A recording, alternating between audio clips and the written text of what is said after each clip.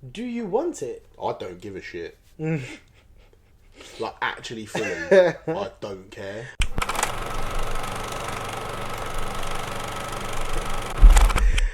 In this video, we're going to ask, will it reboot? It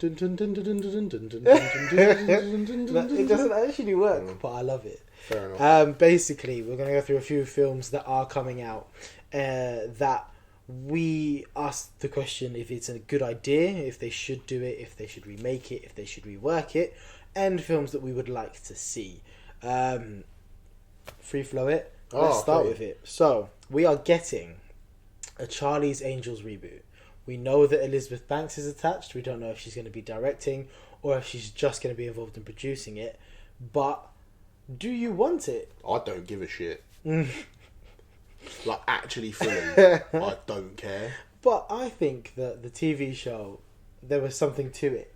So I feel like there's an idea there that would work. I think putting Elizabeth Banks attached to it is not going to work, because then we're going to get some comedic version similar to what we got with the first movie. Unless she's about to rebrand herself and just become like some super jacked Ronda Rousey, Gina But Carano. she might just be Charlie. Like, she might necessarily be one of the angels. No one wants that. I don't mind a gender flip Charlie's Angels. I do. But here's my countdown. There's some things that don't need to be changed. Here's my countdown, right? We get Charlie's Angels again, but we do it Atomic Blonde style. Atomic Bond? Atomic Bond style. Gritty as fuck. Like, long, like, action One-shot sets. fight scenes. Yep. And we still do, obviously, three angels. We can have a female Charlie as well. Charlie. Not fast. No, that doesn't need to happen. It literally does. That's the only thing. Doesn't need to happen. I feel like you live in, like, the past. We're in 2018 now. Yeah, but just have them go Morning Charlie. Alright, in that voice, fine. Morning Charlie. No, see? No, you've lost me. That's where you lose me. What? So, what, Charlie? You what, Charles? Yeah, What's that's up, fine. mate? Yeah, except, yeah, then we've just gender flipped it. That's Fair fine. Would you not, if someone was like, oh, you're getting a Charlie's Angels film, right? Elizabeth Banks is Charlie, Jason Statham, Jet Li, and... That's racist. Why is it racist? Let me finish what I'm saying. And Terry Crews are the angels. I don't want Terry Crews anywhere near it. Wesley Snipes. Why specifically Terry Crews? Wesley Snipes. I mean, what's wrong with you? Look, you've ruined this for me. Brewster's Millions. Oh, I love Brewster's Millions. It's not actually getting a reboot. It actually is. I think it should. It has been long slated that it will be getting. With Jason Sudeikis was attached for a bit. Yeah. I think he still is, actually. He's also attached to Fletch, which is another film we should talk about. When you get to long-awaited reboots, I love gets Brewster's to Millions. production hell. Yeah. If you've never heard of Brewster's Millions, the basic is a bloke called Brewster. That's his surname. I can't remember what his first name is. Let's call him John. John Brewster. He gets given all of this money by an uncle that he thought was dead a long time ago, and this uncle is a billionaire. Right? So he gives him, I think it's $10 million, and he has to spend $10 million in 3 weeks and have nothing to show for it at the end of it. So he can't own anything and make any money. And then he gets the rest of the fortune. And then he gets the rest of the fortune. Yeah. So it's really quite. It's not a great film. The Richard Pryor one. There's one back in the day from the 40s. Is in a book as well. I think the Richard Pryor one's pretty good, because I think it's the fun. idea of, like, this Scrooge style character is dead, and he's like, you have to be a massive prick To with everyone. your money to get more money. Yeah. And it's a good exploration, and I would like to actually see it happen. I would too. I think it's one of those that isn't too well protected. No Like, one really it's, gives a shit you know, about Brewster's Millions. It's not a Ferris Bueller, No. but it is. I swear to God, if anyone thinks about remaking Ferris Bueller, I will come and find you and run a Ferrari over your legs. This is why we don't let you, like, control this thing. Just run off with the tangents. Sorry.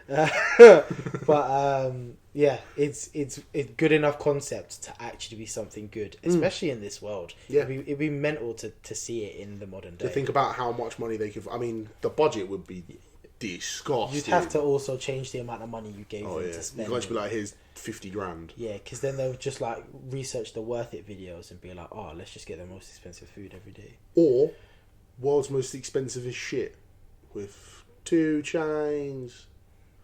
You never watched that? So the next one Tomb Raider. We've all seen the trailers. Do you think this is going to work? Do you think a remake was a good idea? Maybe. It looks so good. Looks quite good. Looks like it good. Do you- Alicia Vikander, she's good. She's good. And Walter Goggins, best name ever. Goggins. Goggins? Yeah. Oh, shit. I've been saying this wrong for years. I actually have. I think the thing is, do you know what? The more I think about Alicia Vikander, the more I think, did she just get lucky picking those couple films at the beginning, like, right? Yes. Like, is She she yeah, like, is she that... She's alright. She's alright. But I feel like because she's, like, gone out of the bat with this Academy Award winning? Did she do... Nominating?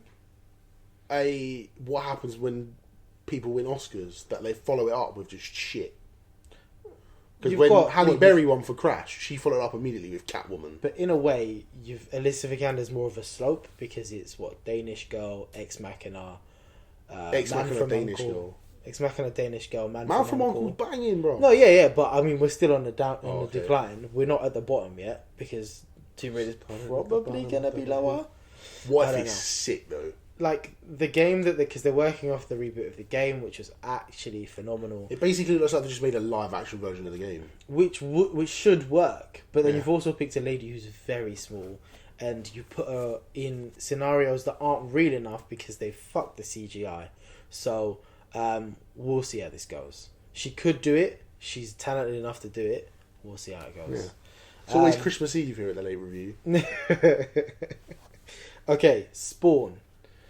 Do you know what Spawn is? I do know what Spawn is, and I got scared once watching the film when I was about 8 because of that little fat clown thing that he's friends with. Oh, yeah. And I was like, nope. I'm out. They are rebooting it. Todd McFarlane? Todd McFarlane, yeah, is involved. Do you want to see it? I'll watch it. Yeah, why not? Be a hard R, wouldn't it? Be a hard 18. Supposedly it might not be. Well, what, 12A Spawn? Well, PG-13, so it might be 15 here.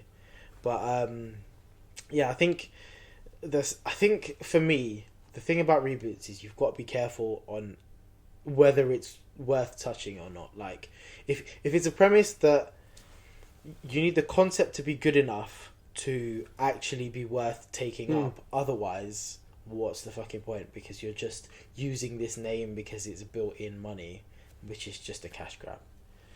But yeah, anything else on this list you want to discuss? Not really down there. In the getting one, I want to talk about some ones that I wrote down from the one.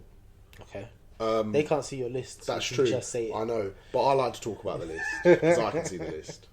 The first one is Midnight Run. Now, if you've not seen Midnight Run, it is on Netflix. It's a great film. I believe it's been one of your picks. It has been one of my picks. It is sick. Charles Grodin, Robert De Niro, Alfonso, something. Okay. His name's Oswald Mosley. Yeah. It's a great name. It's basically Robert De Niro's character is a bounty hunter who's been charged with getting this massive bounty on someone called the Duke, played by Charles Grodin, who's embezzled all this money from a mob boss in Las Vegas, in Chicago, which is why Robert De Niro's character can't go back to Chicago because it's really good, and he has to get him from New York back to LA to the county court. The way you speak about the film makes me think that you don't want a reboot. I do kind of want to It's one of those films which has been tried many a time. They've tried it as a TV series. They've tried to get reboots off the ground a couple of times. Not necessarily reboots, but remakes of it. Yeah. Because the film really works because of Robert De Niro and Charles Grodin's ability to play off each other. So if those are both changed, how do you do it? But there are plenty of people out there. You could do it quite easily with Key and Peele, for example. Someone who already has a pre-existing comic relationship between the two of them. But then can they get the stronger, more emotional or action sides of the film? I think so. Yeah. There's not a massive amount of action in this film. It's more to and fro between them and emotional. There's a little bit of emotion towards the end, but I think if you have the right people that already have a pre-existing connection, Anton Deck, someone like that, someone who's been together for a long time, not Anton Deck, but Bill. What if it's Kevin James and Adam Sandler? Oh, I'm in. Oh, okay. And one more, Duel. What is this? Duel is a TV film that Steven Spielberg made in the 80s. Bill, it's a great film. It's basically about this man in a car driving, and he gets chased by a man in an 18-wheeler in a big rig. And it's really good. There's a really, really great poster from Poland for this film, which is a big bullet being chased by a small bullet. Sounds sort of like Death Proof. It is a bit like Death Proof, but you never find out who the man in the truck is. I like it. It's really good, and I think with a young up and coming director who's got like a background in stunt work or something. Wes Ball. Don't know who he is, but him. He'd do really well with it, I guess. He did the Maze Runners. The Maze Runners, that guy. I think it'd be really, really interesting to see again on a big screen with a massive budget. The script is already there. You can use that exact same script and do it again, and it would be fantastic. You sold me. Yeah. Look, if there's anything that you think we should discuss in a remake, or if you think that should be remade, let us know in the comments. Not Ferris Bueller's Day Off. Like and subscribe.